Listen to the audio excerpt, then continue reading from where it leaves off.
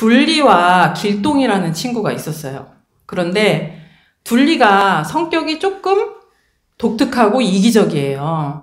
그래서 이렇게 친구들하고 모이면 매일 밥을 얻어먹기만 하고 본인은 베풀 줄도 모르고 예의도 없고 좀 염치가 없는 거예요. 그러니까 친구들이 다 둘리가 그런 줄 알아요. 근데 그 중에서 이 길동이라는 친구가 제일 깐깐한 성격인데 그 둘리가 그렇게 염치 없이 이기적으로 행동할 때마다 견딜 수가 없는 거예요. 그 꼴을 보고 싶지가 않아요. 그러다 보니까 이 길동이가 누구를 만날 때마다, 친구들을 만날 때마다 둘리 흉을 보게 되는 거예요. 쟤는 저렇게 이기적이고 왜 저렇게 염치가 없고 지는 베풀 줄도 모르고 받아먹는 것만 저렇게 좋아해? 가는 사람, 보는 사람한테 만나는 사람마다 자기도 모르게 그렇게 말이 나와버리는 거예요. 마음은 어떻겠어요? 마음은? 아이고 쟤는 진짜 한번 진짜 된통 당해봐야 정신을 차리지 언제 철들까? 나 쟤가 너무 싫어. 이런 마음이 들잖아요. 행동은 또 어떻게 하는 줄 아세요? 행동? 길동이가? 친구들이랑 밥을 먹으면 만약에 갈치찜집에 갔잖아요. 그러면 둘리가 갈치 중간 토막을 먹으려고 하잖아. 그러면은 그것을 싹 빼갖고 딴 친구한테 줘버려요. 이거 너 먹어라 이러면서. 그래서 이 둘리가 먹을 때마다 불편하기 때문에 왜 돈도 안 내고 맨날 저렇게 염치 없이 사는 그 둘리 꼴이 보기 싫어서 행동으로도 늘 둘리를 타박하고 음식을 먹으려고 하면 이렇게 무한하게 이렇게 행동을 하게 된단 말이에요. 잘못은 둘리가 했는데 누가 괴롭냐? 길동이가 괴롭고 죄는 누가 짓게 되냐? 길동이가 신구의 삼업으로 죄를 짓는 삶을 살게 됩니다. 이것이 우리들의 삶의 모습입니다. 교도님들은 어떠세요? 네. 그래서 마음 공부하는 사람은 이런 경계마다 당연히 원망하고 당연히 미워할 것이 아니라 뭐라고 소리치기로 했죠? 미운 마음이 날 때? 앗 경계다 라고 마음을 챙기기로 우리가 약속을 했어요. 잘 챙기고 계신가요? 잘 챙기고 있다 손 들어보세요. 나는 교당 문 나가면서 잊어버려서 잘 안 챙긴다 손 들어보세요. 네, 수심결 첫 문장이 삼계 연례가 유여 화태기원을 긴 업류하야 감수장구하라고 했습니다. 이게 첫 문장입니다. 주보에 보시면 이제 있는데 삼계의 뜨거운 번뇌가 마치 불타는 집과 같거늘 거기에 참아 오래 머물러 긴 고통을 달게 받으랴. 이 문장은 제가 개인적으로 굉장히 좋아하는 문장이고 시도 때도 없이 제 마음에 대조하는 그런 문구입니다. 삼계의 뜨거운 번뇌가 마치 불타는 집과 같다. 이게 무슨 뜻이냐면 중생들의 삶의 모습이 늘 이 생각, 저 생각, 이렇네, 저렇네, 되네, 안 되네 이런 번뇌 망상들이 머리에 너무 가득 차다 보니까 그 모양이 불타는 집과 같다라고 표현을 하신 거예요. 상상을 해보세요. 저 보세요. 이도군 경우 머리에 이렇게 불타고 있어요. 막 번뇌들이 빨갛게 불타고 있어요. 본인의 머리를 생각해 보세요. 늘 이런저런 번뇌망상으로 뜨겁게 불타고 있다. 거기에 차마 오래 머물며 긴 고통을 달게 받으랴. 윤회를 면하고자 할진대 부처를 구함만 갖지 못하고 만일 부처를 구하고자 할진대 부처는 곧 마음이니 마음을 어찌 멀리서 찾으리요 하셨어요. 여기에서 이제 삼계라는 단어가 나오는데 오늘은 이제 삼계에 대해서 제가 말씀을 드릴 거예요. 삼계의 뜨거운 번뇌, 삼계의 뜨거운 번뇌라고 했잖아요. 이 삼계라는 것이 무엇이냐? 삼계라는 것은 중생들의 마음 세계를 세 단계로 나누어서 바라본 것입니다. 욕계, 색계, 무색계예요. 따라해보세요. 욕계, 색계, 무색계. 누가 삼계가 뭐야? 라고 하면 뭐라고 대답해야 돼요? 네, 이 세 가지 세계를 삼계라고 하는 거예요. 석삼이잖아요. 세 가지 세계, 중생의 세계. 뭐라고요? 예, 이 세계예요. 우리가 다 똑같은 사람의 모습으로 살고 있지만 이 마음의 세계, 의식의 수준은 각자 다 다른 수준으로 살고 있습니다. 욕계, 색계, 무색계 중에 나는 어디에 해당하는지 오늘 한번 살펴보시기 바랍니다. 경이편 51장을 보면 학인이 정산종사님께 3계에 대해서 질문을 했어요. 정산종사님께서 3계에 대해서 아주 쉽게 자상히 설명해 주셨습니다.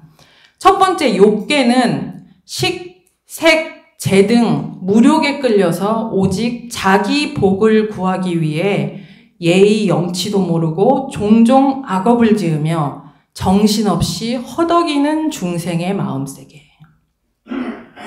욕계는 쉽게 말해서 욕심이 치성한 세계입니다. 욕심이 치성한 세계.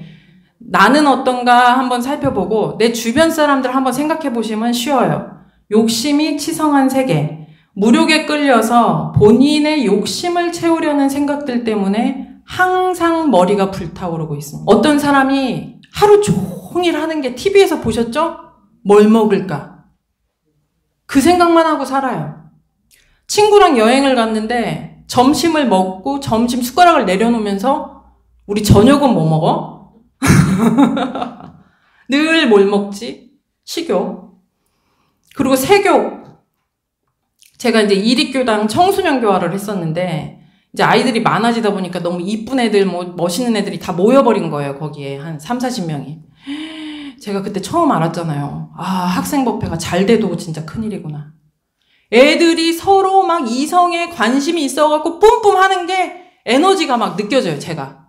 그래갖고 맨날 걔네 쫓아다니고 떨어지라고 맨날. 걔네들 마음은 온통 이성에 대한 생각밖에 없어요. 그런데 그 청소년기에서 끝나는 것이 아니고 어른이 돼서도 늘 세욕에 끌려다니는 사람들이 있어요. 생각하는 거, 보는 거, 늘 그런 세욕에 끌려서 다니다 보면 말을 하면 자기도 모르게 음담패설만 나와요. 음담패설. 부끄러운지도 모르고. 그리고 또 재욕, 재물 욕심에 끌려다니는 사람이 있습니다. 저 아는 이제 분이 이제 땅을 많이 시골에 갖고 계셨는데 거기가 이제 개발이 되면서 이게 보상을 많이 받은 거예요. 그래서 100억 자산가가 됐어요. 그런데 매일 그렇게 밥을 얻어만 먹고 술을 얻어만 먹고 이렇게 살아요. 100억 자산가인데. 근데 이제 또 아직도 땅이 많은데 이제 또 그 땅이 수용이 된다고 하니까 하루 종일 그 땅 수용하는 만약에 뭐 국가면 국가 욕을 막 하면서 이 새끼들 막 수용을 해줘야지 말아야지 막 이러면서 하루 종일 그 생각만 하고 막 어떻게 하면 한 푼이라도 더 받을까 막 고민을 하고 살더라는 거예요. 그래서 옆집 그 친구분이 이제 그분이 우리 교도님이신데 하도 그 사람 모양이 안 됐어서 도대체 아무개 씨는 그렇게 돈 수용 많이 받아서 뭐 하려고 해요? 이렇게 질문을 했대요. 그랬더니 그분이 뭐라고 했는 줄 아세요? 뭐 돈이 있어도 사실 쓸 데는 없어. 쓸 데는 없는데 본인이 어떻게든 더 받으려고 막 돈을 모으려고 막 욕을 하고 싸우고 온통 하루 종일 365일 24시간 그 생각만 하고 살아요.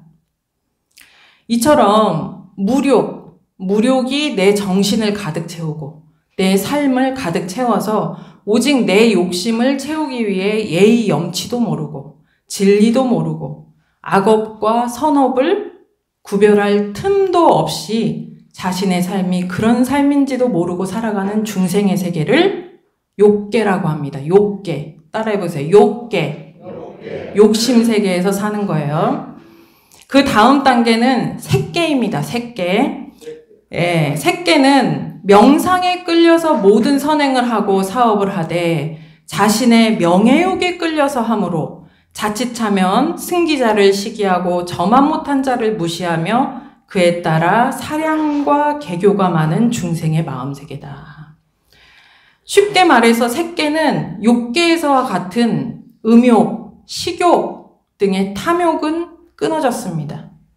선업과 악업을 구별할 줄 알고 또 내 욕심만 채우고 사는 것보다 함께 나누며 복을 짓고 봉사를 하는 것이 복된 일이라는 것을 알고 있어요.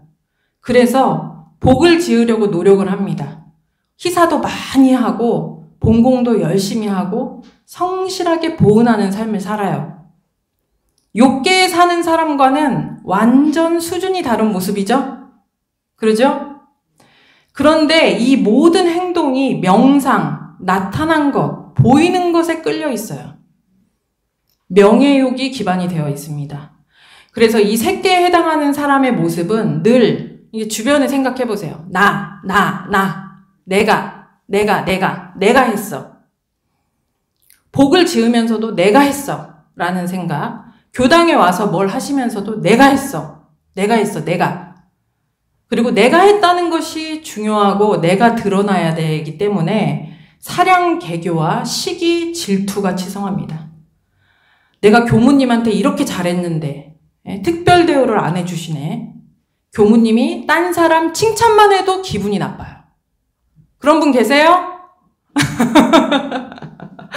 단장님이 그러시면 안 되지. 막 사량 개교를 해요. 그래서 단장님이 다른 단원하고 밥만 먹어도 기분이 나빠요. 우리 이렇게 법회 오면 청순물 이제 우리 교당은 정엽님이 많이 가르치는데 큰 교당은 서로 청순물 가르려고 해요. 딴 사람이 청순물 가르면 기분이 나빠요. 그리고 초도 서로 우리는 이제 기름초긴 한데 초를 막 공양을 하시거든요. 그 초를 다른 사람이 공양하면 안 돼요. 그리고 새로운 교도가 우리가 오길 다 바라잖아요. 새로운 교도님이 오셔서 막 공부도 열심히 하고 감상담도 열심히 하고 교당 일도 열심히 한단 말이에요. 그럼 기뻐야 되잖아요. 저희가. 그런데 기분이 나빠요. 색계에 계신 분들은. 왜? 내가 제일 잘해야 되는데 나보다 더 드러나는 것 같은 사람이 나타나면 시기, 질투, 그리고 기분이 좋지가 않아요.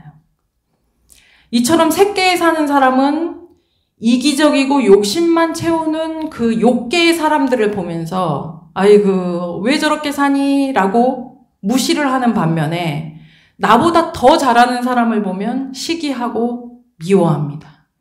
어떻게 해야 될까요? 색계는 내가 보여지는 모습이 엄청 중요하고 오직 내가 최고여야 되고 마음의 차별심이 치성한 단계이기 때문에 자신의 시비는 볼 줄 모르고 남의 시비를 엄청 따져요. 내 삶은 어떤가? 내가 혹시 색계에 해당되는가를 꼭 살펴보세요. 그 다음 단계는 무색계입니다. 무색계는 명상에 끌리는 바도 없고 사량, 개교도 없다는 생각, 즉 법상에 끌려서 명리에 끌리는 사람이나 사량, 개교에 끌리는 사람을 싫어하는 중생의 마음세계예요. 무색계는 욕심과 명예욕에 크게 끌리는 바가 없습니다. 그러다 보니까 나는 욕심과 명상과 사량, 개교에 끌리지 않아 라는 생각이 있어요. 나는 그런 거에 끌리지 않아 라는 생각이 있어요. 즉 그런 상을 다 내려놔야 돼 라는 법상에 끌려서 명리에 끌리는 사람, 사량, 개교에 끌리는 사람을 싫어합니다. 이 무색계의 사람은. 진리도 알고 공부길도 알기 때문에 명상에 끌려도 안 되고 사량, 개교도 다 놓아야 한다는 사실을 알아서 본인이 그렇게 상의 없이 공부하고 본공하려고 노력하는 반면 중생들을 보면 한심하고 싫어요. 욕심에 끌려가는 사람은 너무 불편하고 인정받고 싶은 사람을 봐도 짜증이 나요. 복을 지어놓고 우리가 살다 보면 했다 하는 상이 있는 사람이 있을 수 있잖아요. 교당에 와서도. 이 무색계에 계신 분들은 그런 사람을 보면 견딜 수가 없어요. 그리고 늘 나 칭찬해줘 라는 사람들을 보면 힘들어요. 이 무색계는 탐욕과 진심이 모두 사라져서 물질의 영향을 받지는 않지만 아직 나라는 생각을 버리지 못하여 정신적인 장애가 남아있는 세계입니다. 열심히 신앙 수행하고 법 공부를 하시는 우리 분들이 이 무색계에 살아가기가 쉽습니다. 다시 정리를 하면 우리는 자 여기 보세요. 우리 모두는 인간이라는 카테고리 안에서 인간의 모습으로 다 같이 살아가죠. 그런데 이 정신세계의 수준은 지금 다 인간의 모습으로 살아가지만 각자가 다 달라요. 그 삶의 내용도 엄청나게 차이가 있습니다. 욕계, 색계, 무색계라고 했어요. 3계는. 욕계는 무력에 끌려서 오직 자기 욕심을 취하는 데만 집중되어 있는 사람. 이런 분들은 교당에 나오는데도 사실 관심이 없어요. 왜? 욕심 채우기 바쁘기 때문에 마음 공부할 여력도 없어요. 그리고 우연히 교당에 왔다 해도 막 봉사하자, 우리 헌공하자 하면 오기가 딱 싫어져요. 색계는 명예욕에 끌려서 선행과 복을 지으며 살아가는 사람, 이런 분들은 시비심, 사량개교, 시기, 질투가 많은 세계라는 거예요. 그렇기 때문에 교무님이나 교도님들이 최고 최고 칭찬해주지 않으면 교당에 오기가 싫어요. 그리고 무색계는 뭐냐? 도인으로 사는데 나는 도인이네 하는, 나는 마음 공부했네 라는 생각으로 이 중생계와 색계에 있는 사람들을 무시하고 싫어합니다. 나는 과연 어느 세계에 살고 있을까? 어느 세계에 살고 계세요? 자, 욕계 손 들어보세요. 욕계. 색계 손 들어보세요. 색계. 안 드시는 분은 벌금 10,000원이에요. 자, 다시 해보겠습니다. 욕계 손 들어보세요. 욕계. 색계 손 들어보세요. 색계. 무색계 손 들어보세요. 무색계. 지금 오늘 한 10만원 벌었어요. 10만원. 우리 부회장님, 박 부회장님 어느 세상에 살고 계세요? 맞아요. 다 해당돼요. 다 포함되어 있죠? 그런데 다 포함되어 있는데 그 중에 내가 가장 많이 포함되어 있는 그런 세계가 있어요. 5분의 1은 욕계, 5분의 1은 색계, 5분의 3은 내가 무색계다. 그럼 내가 무색계 쪽에 지금 많이 기울어져 있는 사람이잖아요. 저 같은 경우는 제가 어릴 때 진짜 착한 사람이었어요. 정말 착했어요. 순진하고. 그래가지고 너무너무 효녀고 착하다 보니까 저희 부모님이 사형제인데 저를 그렇게 사랑하고 칭찬하고 이뻐하셨어요. 최고로. 그러니까 저희 어머니 원불교 제 연원이신데 매일 무슨 말씀을 했냐면 너는 내 딸이지만 법마 상전이다. 어릴 때부터 그런 얘기를 제가 듣고 자랐단 말이에요. 그런데 이제 제가 어찌어찌해서 출가를 해서 교무가 됐잖아요. 교무가 됐는데 어머니가 저를 향해서 매일 무슨 얘기를 자주 하셨냐. 무슨 얘기를 했을까요? 너는 교무님이 되더니 사람이 이상하게 변했다는 거야. 왜 그러는 거야? 예전에 그 착하디 착한 내 딸은 어디 갔을까? 제가 어머니한테 매일 잔소리를 하는 거예요. 엄마, 교당에서 이러시면 안 돼요. 엄마, 교무님한테 이렇게 하시면 안 돼요. 엄마, 그렇게 불평불만하지 원망하면 안 돼요. 저도 모르게 잔소리가 나가요. 머리로는 아유 그래 엄마가 바뀔 수 없지. 바라보는 내 마음이 바뀌어야지 라고 머리로는 아는데 이게 업장처럼 엄마 그렇게 하시면 안 돼요. 이게 저도 모르게 잔소리가 나가는 거예요. 그러니까는 저희 어머니 입장에서는 옛날에 그렇게 착하던 내 딸이 교무님이 되더니 볼 때마다 나를 향해서 잔소리를 하고 내가 잘하고 있는 거 칭찬은 안 해주고 잔소리만 하니까 왜 너 교무 돼서 그렇게 변했냐 이런 얘기를 제가 들었단 말이에요. 처음에. 근데 저는 그게 이해할 수 없었어요. 제가 좋게 변했겠지. 좋게 변했는데 왜 저런 얘기를 듣게 될까? 이 3계에 대해서 제가 공부를 하고 느꼈어요.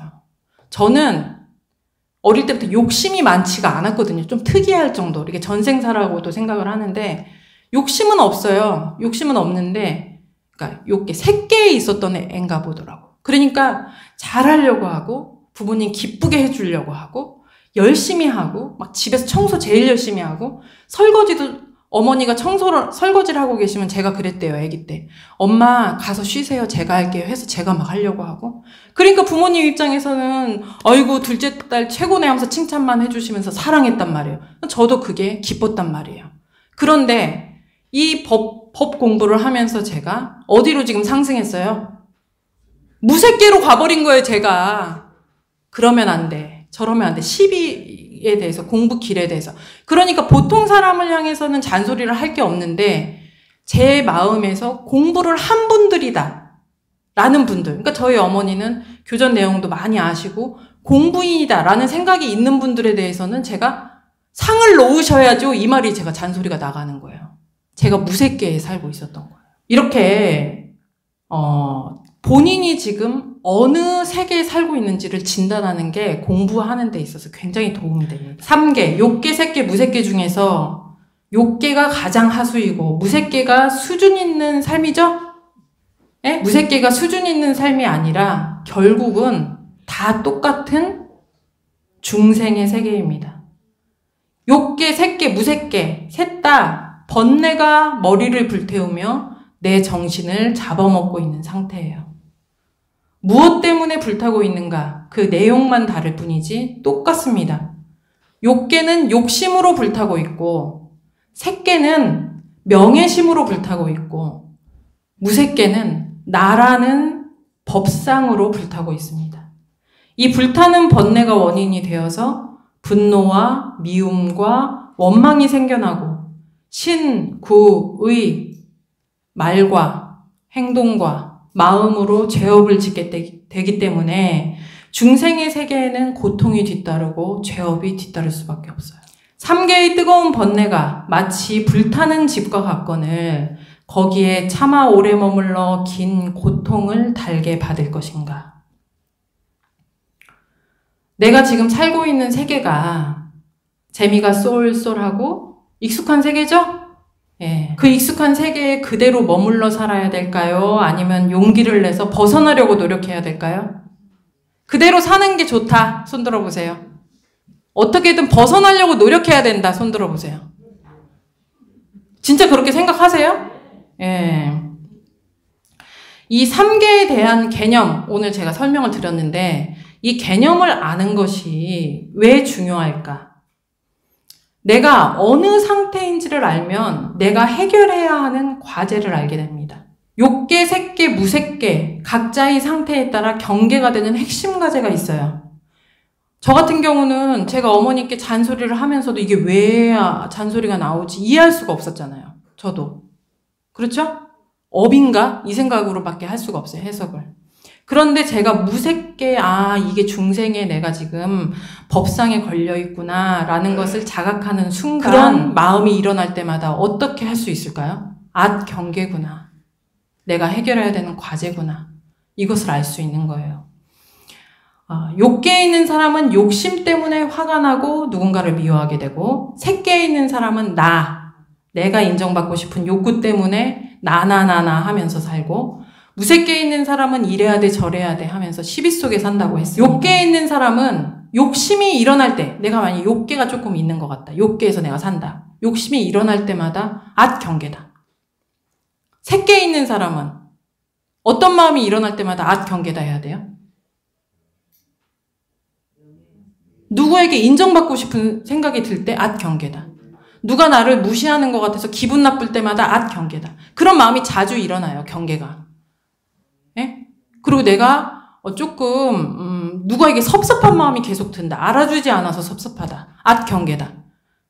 그러니까 나는 이런 마음이 내가 잘 일어나고 있는 상태야 라는 것을 인정을 하고 그 경계마다 경계다. 경계다. 알아차리는 것을 하는 거예요.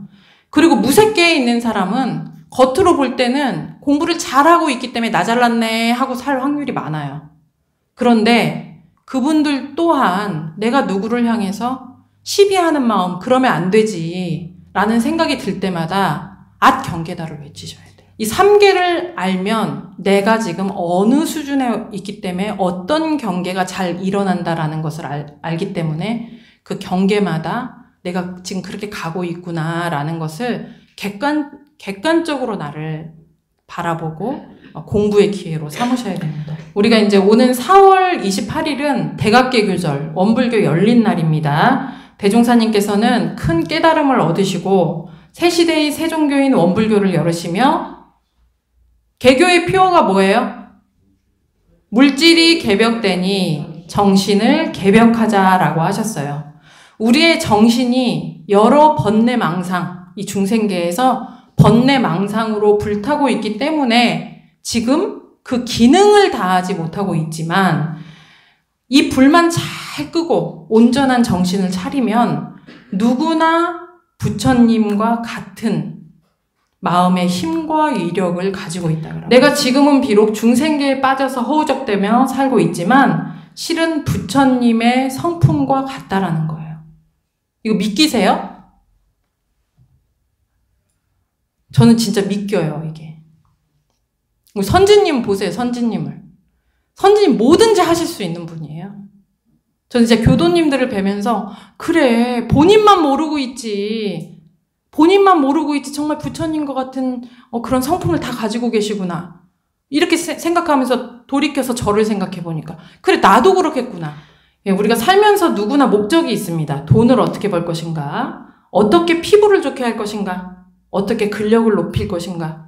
어떻게 자녀들을 잘 키울 것인가? 지금 살면서 다 목표가 있죠? 뭐 작은 목표든 큰 목표든. 우리 원불교에 다니시는 교도님들의 공통적 목표는 무엇인지 아세요? 우리의 목표. 예, 여러 가지가 있는데 뭐 여러 단어로 표현할 수 있는데 우리의 목표는 뭐냐면 생활, 개인에 있어서 목표는 뭐가 돼야 되냐? 정신 세력을 확장하는 거예요. 우리가 정신 세력을 확장하고 물질의 세력을 항복받는다. 이게 물질이 개벽된 정신을 개벽하자는 것이거든요. 그러니까 각자의 정신 세력, 지금 불타고 있는 이 번뇌망상, 내 머리를 불태우고 있잖아요. 불이 하나씩 달려 있잖아요. 그 불을 쫙 소화기를 갖고 끄는 것이 지금 목표가 돼야 돼요, 우선. 그래서 이렇게 정신 세력을 확장하는 방법은 크게 두 가지 길이 있어요. 진리적 종교의 신앙, 사실적 도덕의 훈련입니다. 이 신앙은 뭐냐? 우리 원불교는 모두가 은혜이기 때문에 은혜를 발견해서 감사 보은하자라고 했죠? 사실 이 감사 보은하자 하는 신앙만 내가 철저하게 해도 불이 꺼집니다. 내가 지금 이 순간 감사를 하는데 누구를 미워할 수 있을까? 은혜 속에 사는데 삶이 고통스러울 수 있을까?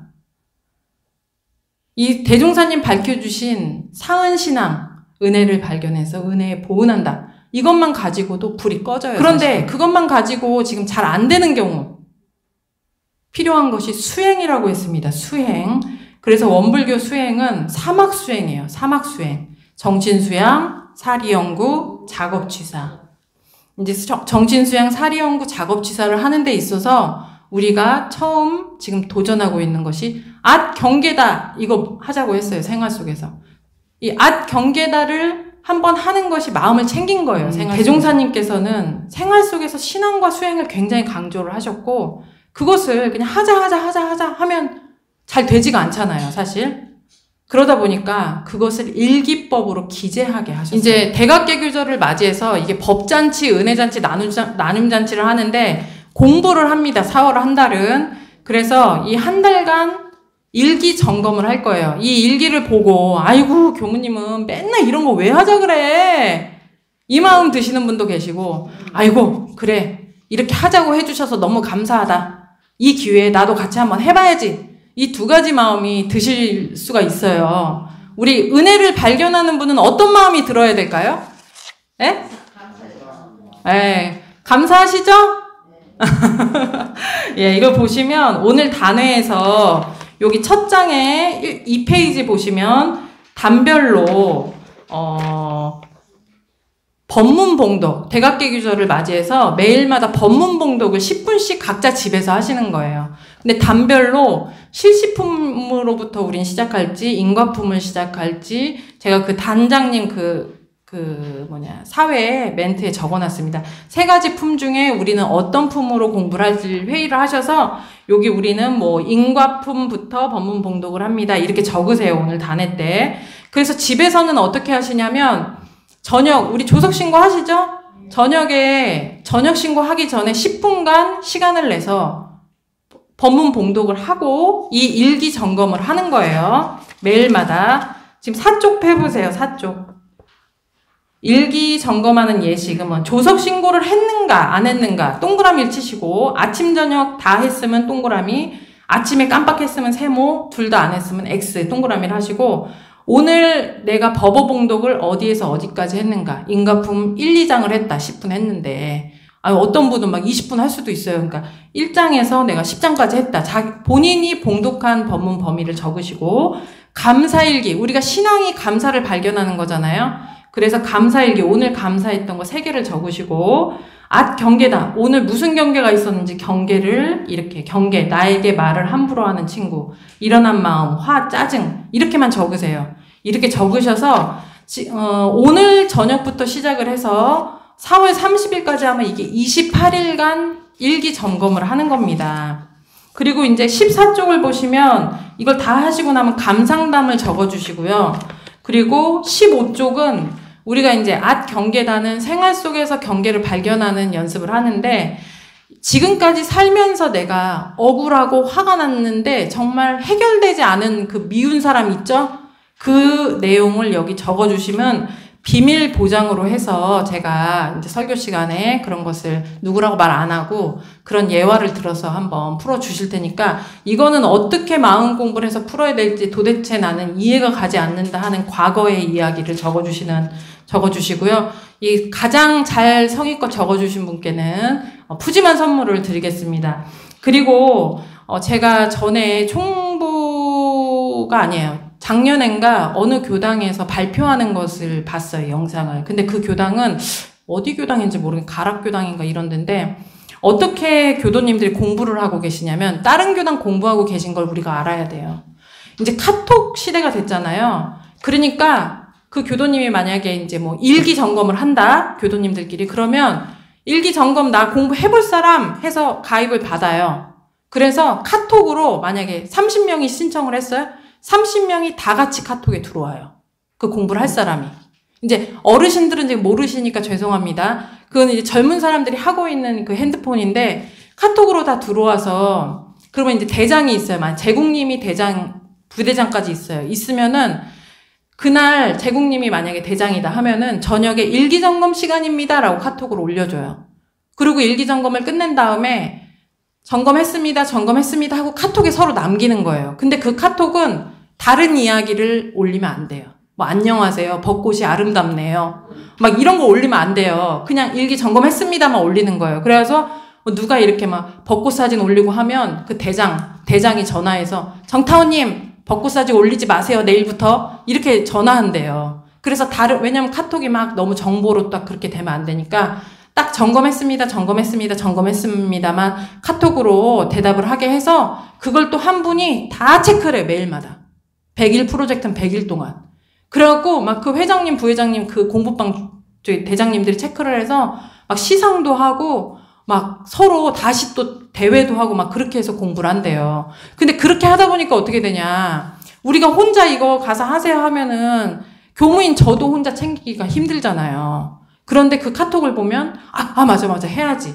그리고 안 하고 싶었던 사람도 다른 사람이 이렇게 공부하고 있구나. 이걸 아니까 마음이 챙겨진다고 하더라고요. 그래서 오늘 단회를 하실 때 저희도 그 카톡방을 하나 만들까 생각 중입니다. 그래서 그 카톡방에 내가 참가를 하겠다 안 하겠다를 단장님들은 일지에 적어서 주시면 좋겠습니다. 그리고 나중에는 뭐 교도가 아니어도 그런 공부에는 다 같이 참여할 수 있도록 우리가 유도할 수 있기 때문에 많이 참여를 해주시기 바라고, 특히 이제 여자 1단 어르신들은 이거 쓰는 거 연습이 안 돼갖고 너무 스트레스 받으실 수도 있어요. 그런데 이거 안 한다고 사실 경찰서에 잡혀가진 않죠?